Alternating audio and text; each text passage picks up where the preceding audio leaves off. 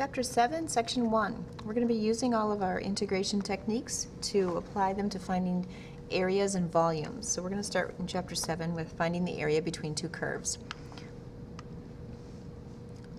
So let's just get back to some basics here. If I want the distance from the x-axis up to the line y equals 6, that distance would just be the equation, or the distance, 6. So this distance is 6, so I don't want to use a crayon there. All right. When we measure the distance, the region under a curve, we always measure the region from that curve down to the x-axis. If we're under the curve, we're going to measure from the curve up to the x-axis. So everything is measuring distances from the curve to the axis. We're also going to talk about measuring distances from a curve to the y-axis. So it's always to the axis. That's the distance we're talking about.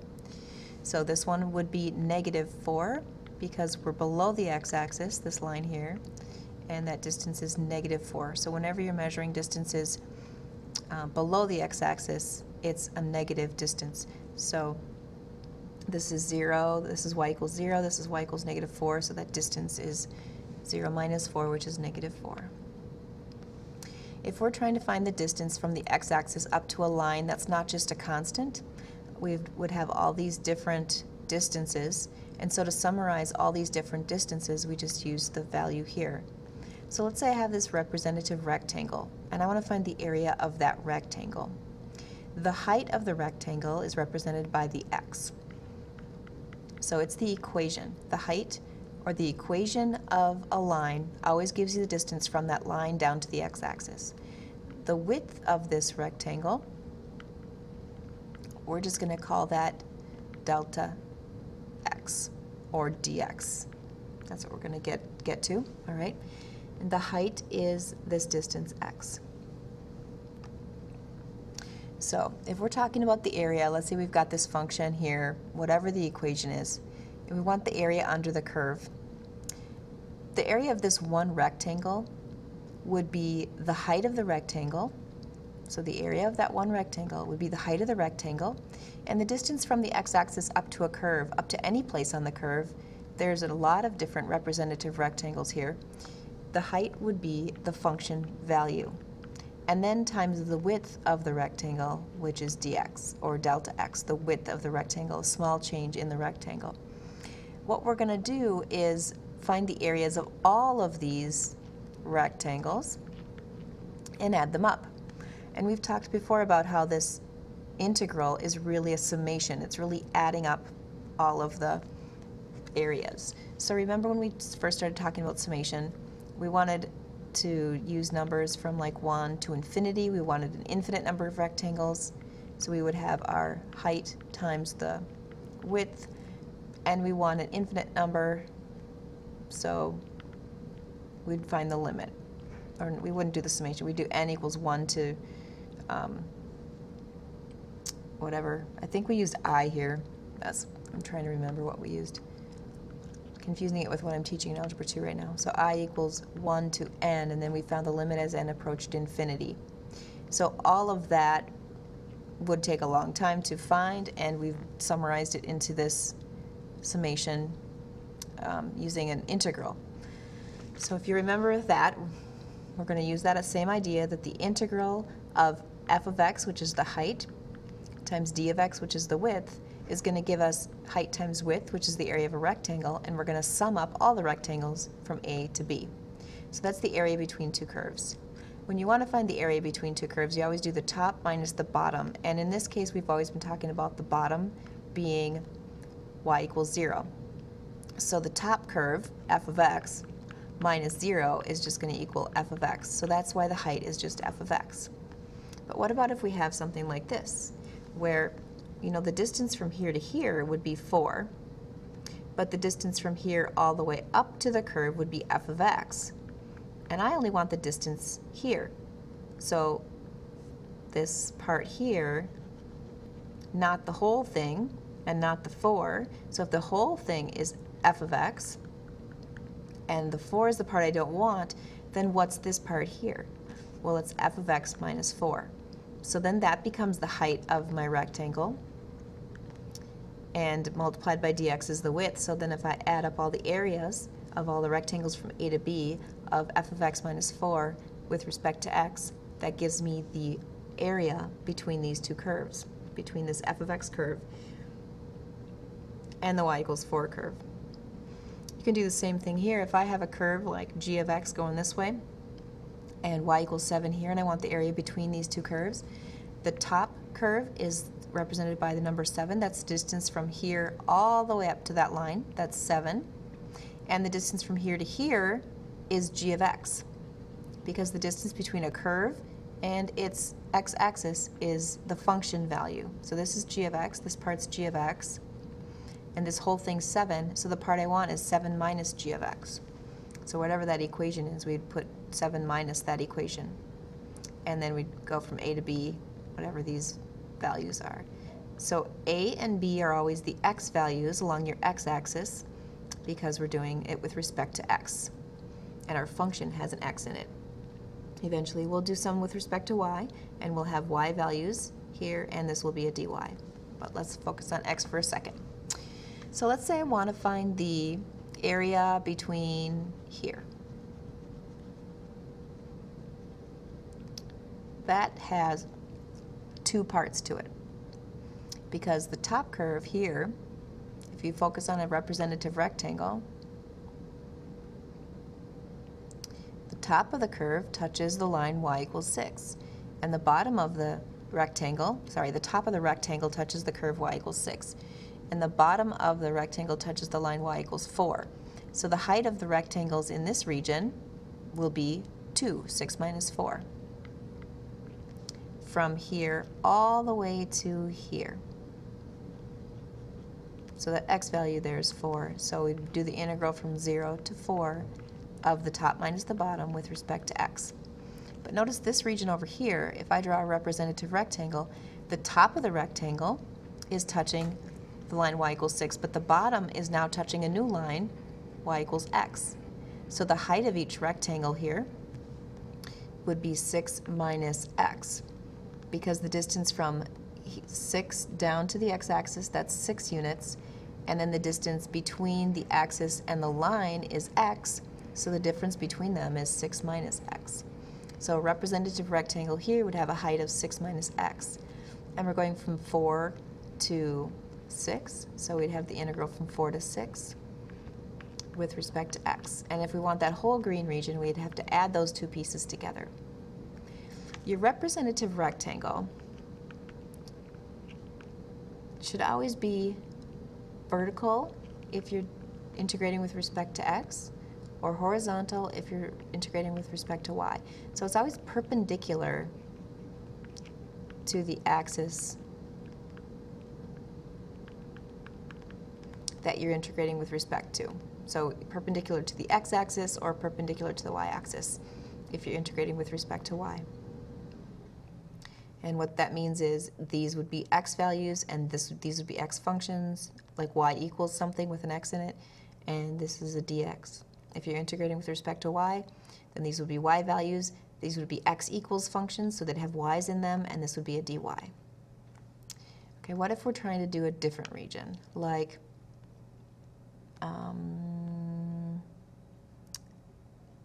let's just do this region here. So we'd have the integral from 0 to 3, because that's where a representative rectangle changes its height. Representative rectangle here, the top and the bottom are on the lines 4 and 0. But then over here, the representative rectangle has the top on 4, but the bottom is on x. So we'd have 4 minus 0, or just 4 if you want, plus the integral from 3 to 4, because those are 3 and 4 here are the x values, and the function 4 minus x with respect to x. Now I'm not going to go through the integrating of all these. This one, 0 to 4, 6 minus 4 is 2 with respect to x.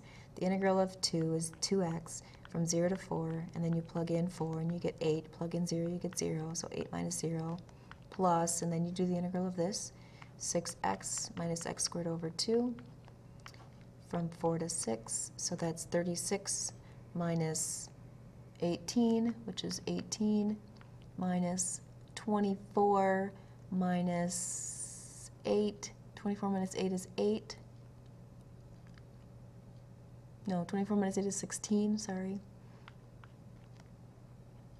So 8 plus 18 minus 16, I believe that's 10. But the point of this is not the integrating. I expect that you know how to integrate, but the point we're going to work on is making sure you know how to set up these integrals. Okay? And I know you can just put those in your calculator to get the answer since it's a definite integral. So the big idea for this section is, can you set up the correct integrals? All right. Let's talk about something with respect to y now. So if you're trying to integrate with respect to y, you want to find the distance from the y-axis to the curve. So that distance there would be 1, 2, 3, 4, 5. And we'd have the integral of 5 with respect to y. And so we'd maybe go from, let's say we're going from here to here, so that we'd have this area that I'm trying to find here. Obviously that's just a rectangle, right? So you could find that by hand, but the idea is to be able to set up the integral. So this is a value of 1, 2, 3, 4, 5, 6, 7. So it's the integral from 1 to 7. Those are y values. The distance from the x-axis to that equation is 5. This equation was x equals 5. And with respect to y. And if we want to find the integral, or the distance between the y equals x equation to the y-axis, these would all be y equals x or x equals y. Since we're going to the y-axis, we would call that distance y. So if we're going to integrate from, for example, 2 to 3, 4, 5, 6, if we want that region in here, it'd be the integral from 2 to 6 of the function y with respect to y. I know I'm using y because I'm going to the y-axis. And it will tell you if you're supposed to find the region from the equation to the y-axis or the x-axis. So if I'm trying to find this area, I'm going to use the green because I used that last time.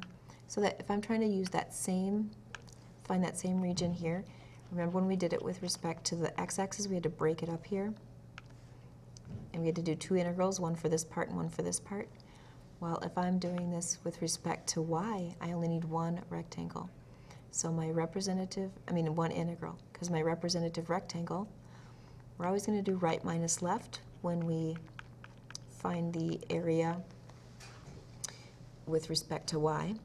So the right side, the distance from here to here is y, and the distance here is just 0. So just one integral, which is the equation y with respect to y. Because no matter where I put my representative rectangles, the right side will always be sliding along this x equation, y equals x, and the left side will always be sliding along the y-axis. So if the right side and the left side never change which line they're touching, then you only need one integral. So we're doing the integral from, let's say this is 1.5. It looks like my grid was off a little bit. Let me move it up.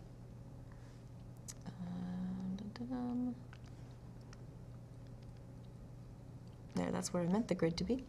So from 1 to 3 with respect to y. So the integral of y squared from 1 to 3 with respect to y would be that area.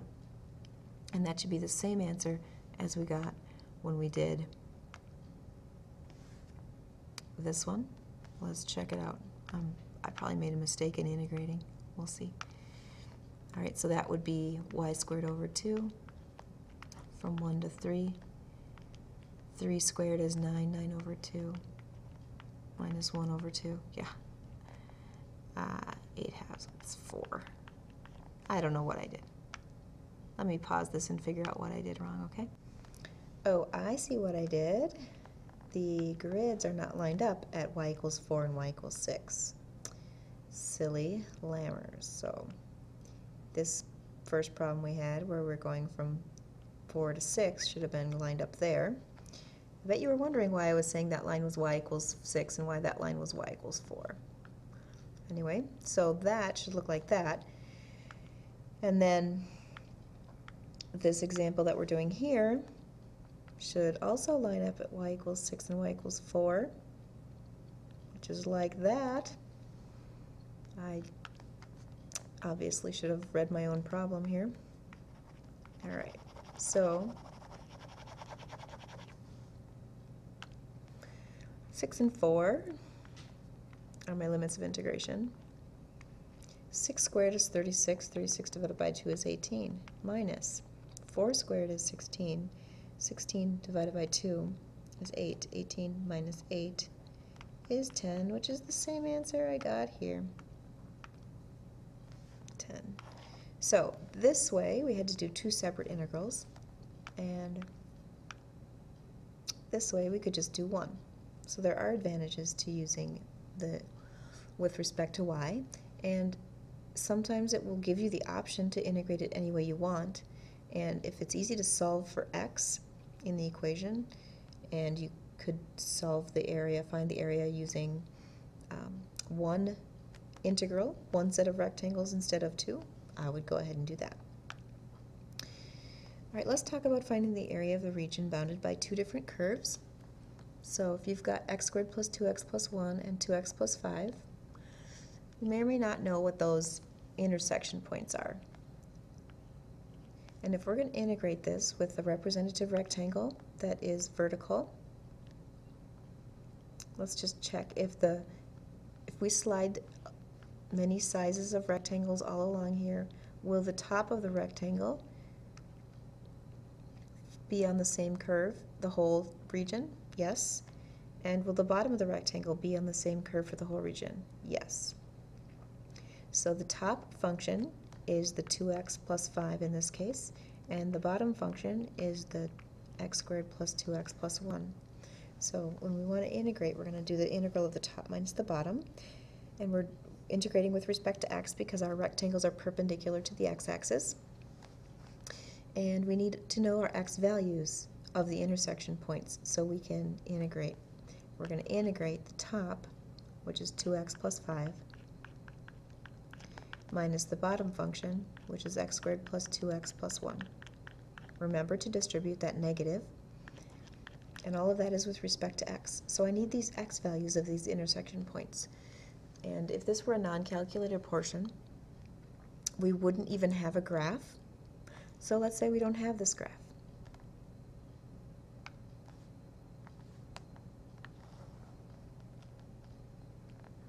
How do we know? Whoa, stop. How do we know, if we don't even have a graph, which function's on top?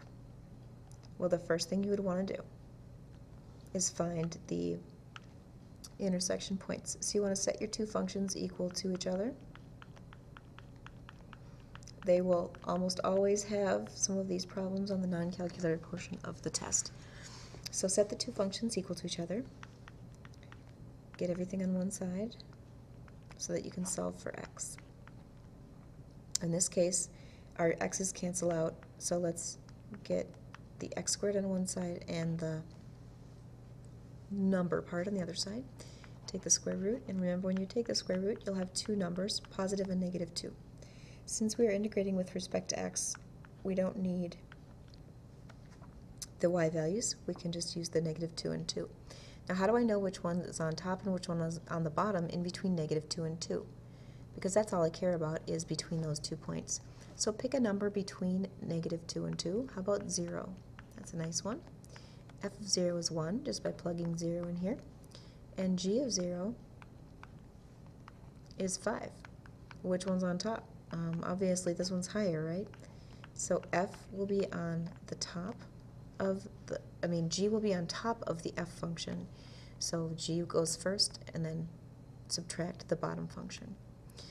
So that's how you know how to set this up without the graph, but just to get a visual of what we're doing, we do have a graph. And you can simplify this before you integrate if you'd like. So 2x plus 5 minus x squared minus 2x minus 1 becomes negative x squared plus 4. And then we integrate, so we have negative x cubed over 3 plus 4x from negative 2 to 2. And I'll let you fill those in. So the integrating, again, is not the focus. It's setting things up, finding your limits of integration, which are negative 2 and 2, by setting the two equations to each other, determining which function's on top by plugging in a number between 0 and, or negative 2 and 2, like 0. Okay, what if you have this? Find the area of the region bounded by 1 over x squared, so that's this. Y equals 0, which is this line. X equals 1, which is this line. And x equals 5, which is this line. And we always assume the x-axis. So this is our region. I shouldn't say we always assume the x-axis. If they don't mention one of the sides that you need, then, oh, whoops, I'm backing up here, sorry. All right, let's start over. If they just say find the area, like I didn't even state it, find the area under the curve, they mean go down to the x-axis. But if they give you specific functions, make sure you're careful about which lines they want you to find the region between, the area between. So there's the 1 over x squared, and y equals 0 is actually this line. I wonder how many of you caught that. Sorry about that. That's y equals 0 going this way. X equals 1 is here, and x equals 5 is here. So what's the region that we're supposed to find the area of? That still isn't good enough. Because y equals 5 is this, x equals 5 is not that, x equals 5 is here. Wow, Lammers really is working overtime here on trying to make mistakes. So here's x equals 5, here's x equals 1, here's y equals 0, here's our curve. So it's this kind of a region. 1, 5, 1 over x squared, y equals 0. Sorry. Just not paying attention to which letters I'm given here. So that's that region right here between 1 and 5 on the x-axis, and between 0 and 1 minus x squared on the y-axis. So our best rectangle would go vertically. If you notice, if we went right and left, the top or the right side of the rectangle would be on this line, but if we slid our rectangles over here, the right side now changes to that curve. So if we did this with respect to y, we'd have to do two separate regions. But since we could do it with respect to x, the top of every representative rectangle will be on the 1 over x squared curve, and the bottom will be on the x-axis. So let's integrate. Top is 1 over x squared, minus 0, not necessary, dx from 1 to 5. Remember to integrate that, you're going to go x to the negative 2, change that, add 1 to the exponent, divide by the new exponent, integrate from 1 to 5. So it's 1 over x from 1 to 5, so negative 1/5 minus negative 1, which is 4/5. So that's the area of that region there. So, moral of the story, make sure you know which equations you're supposed to find the area between, and you've graphed them carefully. All right, how about this one where it's got two separate regions? Find the area of the region bounded by these two curves, which have two regions that they include if you look at where they intersect. So we've got this purple region here, and then we've got this green region here. So if they don't tell you which region to use, you've got to use them both. So we want the area of both of them.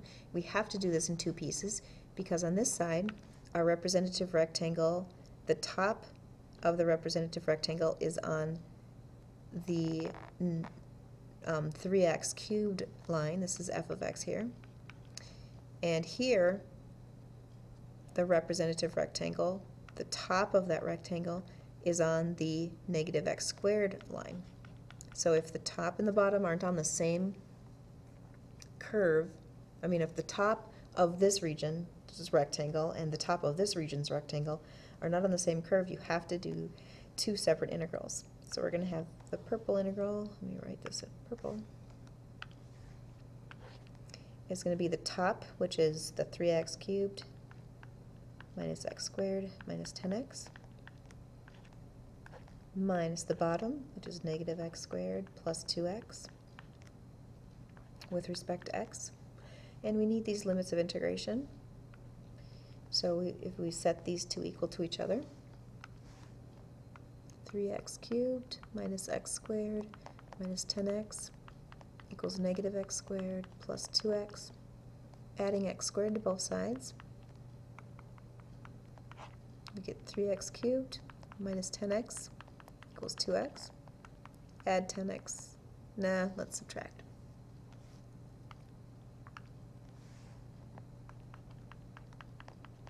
Subtract your 2x. So we get 3x cubed minus 12x equals 0. Factor out the common factor, which would be 3x. So that you're left with x squared minus 4. So either 3x equals 0, which is going to lead to x equals 0, or x squared minus 4 equals 0, which is going to lead to positive and negative 2. So we've got negative 2 to 0. That's here to here. And then for the green region, we're going to have 0 to 2, because that's 2. So that's how you find those limits of integration, even if you don't have a graph. And then again, we could plug in a number like negative 1 into the two functions and see that this one's on top and this one's on the bottom, between negative 2 and 0, and between 0 and 2. Plug in a number like 1, and you can see that in this case, g of x would be bigger than f of x. So g of x goes on top. So g of x comes first, and then you subtract f of x. Oops. And then we could simplify those and integrate them separately, and then add the two answers together. But I just want to get through quickly the setups on some of these. Okay, let's do area of the region bounded by two functions that are in terms of y already. We want to do right minus left. So first we're going to have to find where they cross. So set them equal to each other. So let's move that y squared over to the right and the 3 over to the right, and then we can factor. So y times y, and positive 2 and negative 1. So y will equal 1 and negative 2. If you plug 1 in, plug in a number between 1 and negative 2, like 0, it's the f function produces a 3. And if you plug in a 0, here the y function produces a 1. So this one's higher. Oops. But when we're integrating with respect to y, we want to think about right minus left.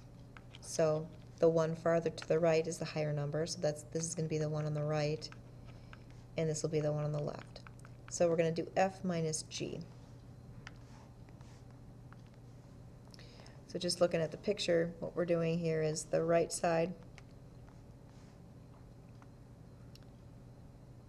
is 3 minus y squared, and the left side is y plus 1, right minus left.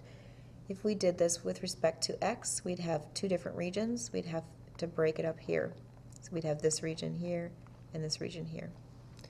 So it's much easier to do this one with respect to y. And since the functions are already in terms of y, that'll be a lot easier. So right minus left, so we're going to have the integral of the right equation, which is 3 minus y squared, minus right minus left. And the left equation is y plus 1 with respect to y. So remember to distribute that negative. And our y values, negative 2, which we knew already here, to 1, which we found here. So then you would simplify and integrate from -2 to 1. Just think of integration as an accumulation process. It's adding up a whole bunch of rectangles. We're adding up the area of each representative rectangle. That's what we're using now, but eventually we'll get to other things like cylinders and stuff. Then we can find the area or volume for the future of the whole region. So if we want to find the area of the region bounded by the graph y equals 4 minus x squared and the x-axis, we just describe that integration as an accumulation process from -2 to 2. And how did we know the -2 to 2? Well, if we're trying to find the area of the region below 4 minus x squared with the x-axis is y equals 0. So then you add x squared to both sides, take the square root, and that's how you get your positive and -2. So that, if you think about it as an accumulation process, we're finding the area, well, from -2 to 2 would just be 0. That area is 0 because your limits are the same. You're not really finding any area. But if you slide that rectangle over from -2 to -1 would be 5/3. So this region here would be an area of 5/3. And slide it over a little bit more, and now this whole region is 16/3 from -2 to 0. Notice we changed that number here. Slide it over a little bit more, so -2 to 1. We'd integrate that. That'd be a total area of 9 for this pink area. And then finally -2 to 2 would be that whole region. So I think it's kind of cool to watch that go forward here. We're just adding up more and more of rectangles, just filling it up with a whole bunch of rectangles. So that would be the final answer from -2 to 2. That's just a concept idea there. Here's your homework, page 454, 1 to 35 odd. Lot of notes today.